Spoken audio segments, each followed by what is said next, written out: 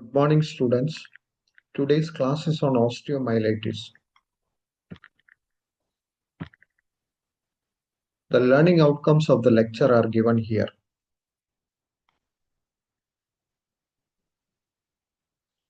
The two main types of osteomyelitis are acute pyogenic osteomyelitis and tuberculous osteomyelitis. Osteomyelitis can also be caused by syphilis. Let me discuss on pyogenic osteomyelitis. Osteomyelitis means inflammation of the bone. It is usually caused by bacteria, and bacteria causing osteomyelitis include Staph aureus, E. coli, and H. influenza. For unknown reasons, osteomyelitis is seen in sickle cell patients, which is caused by Salmonella. Osteomyelitis commonly involves the metaphysis and epiphysis of bones. It can be classified into acute, subacute, and chronic.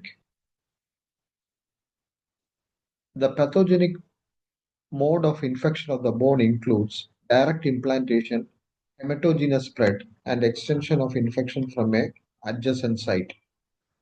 Once the bacteria reaches the bone, it induces an inflammatory reaction there. This will lead to necrosis of the bone in the first 48 hours. Necrosis will lead to subperiosteal abscess formation. There is lifting of the periosteum, and the dead piece of bone formed is known as sequestrum. Once sequestrum forms, the inflammation will spread into the soft tissue, forming soft tissue abscesses.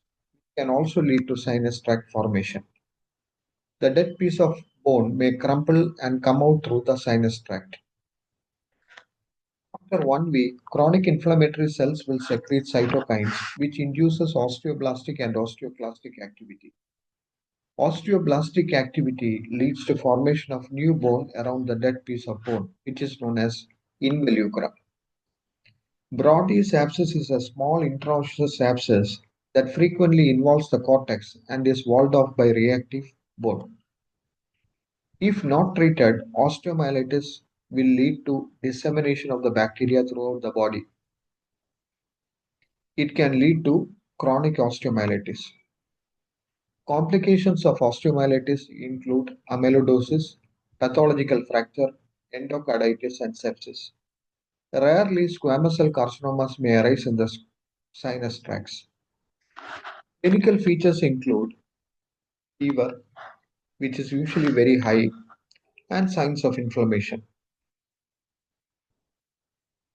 Investigations include complete blood count, a positive culture to isolate the bacteria, X-ray, and biopsy. X-ray usually shows a lytic focus of bone destruction surrounded by a zone of sclerosis.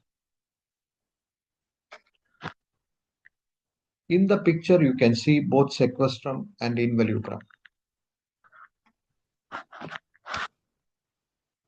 Second important cause of osteomyelitis includes tuberculosis. Tuberculosis, as you know, is caused by Mycobacterium tuberculosis, which is an acid-fast bacilli. The infection primarily comes in the lung. From there, it can spread by direct route, hematogenous route, or lymphatic route to the bone.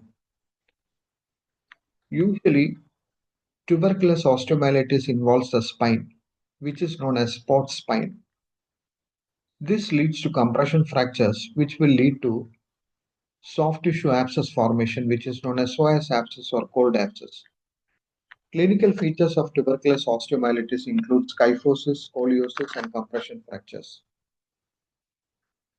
In the picture, you can see the spine being involved by Mycobacterium tuberculosis. You can see also scoliosis and kyphosis. If you take a biopsy and see under the microscope, you will find granulomatous inflammation. A granuloma is a collection of modified macrophages known as epithelioid cells surrounded by lymphocytes and plasma cells with fibroblast and multinucleated giant cells. If you do an AFB stain, which is Seal-Nielsen stain, acid-fast bacilli can be readily demonstrated. Complications include tuberculous arthritis, sinus tract formation, amyloidosis, and pathological fractures. The third cause of osteomyelitis is syphilis. Syphilis is caused by Treponema pallidum and is an STD. It can be congenital syphilis or acquired syphilis.